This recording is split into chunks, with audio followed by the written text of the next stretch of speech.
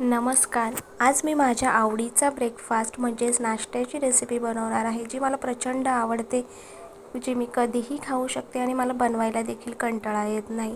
तर तुम्ही देखील बनवून बघा, कारण की ही हेल्दीच रेसिपी आहे। तर या ठिकाणी मी उपमा किंवा उपीट देखील म्हणू शकतो आपण। मस्त अशी झटपट होणारी रेसिपी आहे, कधीही आपण खाऊ शकतो। तर या ठिकाणी ना उपीट बनवण्यासाठी ना सगळ्यात महत्त्वाची गोष्ट असते ती रवा। तर या उपीट बनवण्यासाठी कायम आपण जाडच रवा वापरावा, जेणेकरून तो छान असा मोकळा होतो आणि मोकळा झाला ना तरच तो सुंदर असा लागतो। तर या ठिकाणी मी सम्राटचा वापरलेला आहे, तुम्ही कुठलाही वापराल, परंतु तो जाड असला पाहिजे। तर जाड रवा ना साजूक तुपामध्ये छान असा खमंग वास येईपर्यंत भाजला पाहिजे। आता उपमा आपला चिकट न होता, चिवट न होता मस्त असा मोकळा होण्यासाठी ना ट्रिक्स महत्त्वाची म्हणजे आपला रवा हा छान असा भाजला पाहिजे। साधारण 5 ते 6 मिनिटं एकसारखा लो फ्लेमवरती ना हा रवा बघू शकता कलर बदलेपर्यंत ना छान असा भाजून घ्यायचा आहे, जेणेकरून ना तो अजिबात चिकट होत नाही आणि खायला देखील आपल्याला मोकळाच आवडतो, तोच चांगला लागतो। तर या ठिकाणी बघू शकता रवा देखील मस्त असा मीडियम फ्लेमवरती आपण भाजत आहोत, तोचपर्यंत आपण बाकीची तयारी देखील करून घेणार आहोत। तर रवा छान जळू न देता आपण मस्त भाजून घेतलेला आहे आणि त्यानंतर एका प्लेटमध्ये काढून घेऊया, जेणेकरून तो कढई गरम असते आणि आपण असाच गॅस बंद केला ना तर रवा हा खालून लागू शकतो।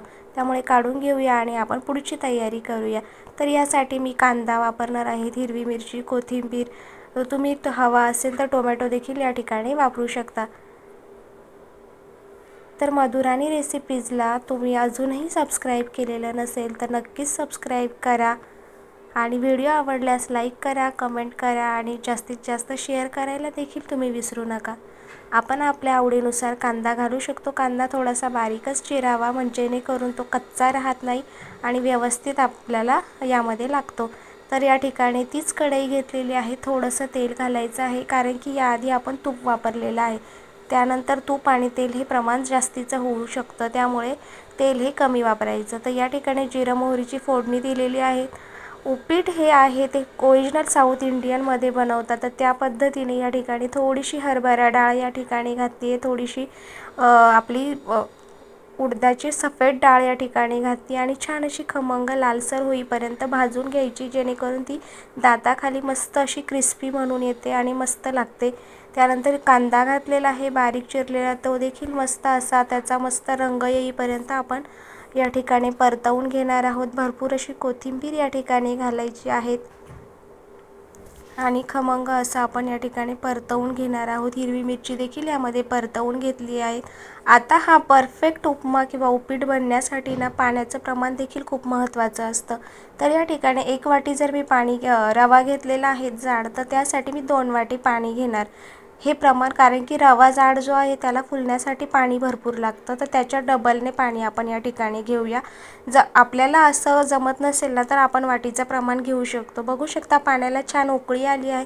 आता उकळी का काढायची, तर कांदा व्यवस्थित शिजण्यासाठी ना या ठिकाणी आपण उकळी काढून घेणार आहोत आणि 2-3 मिनिटं छान उकळी आली की कांदा व्यवस्थित शिजतो आणि त्यामध्ये वरतून आपण या ठिकाणी हा रवा घालणार आहोत भाजलेला।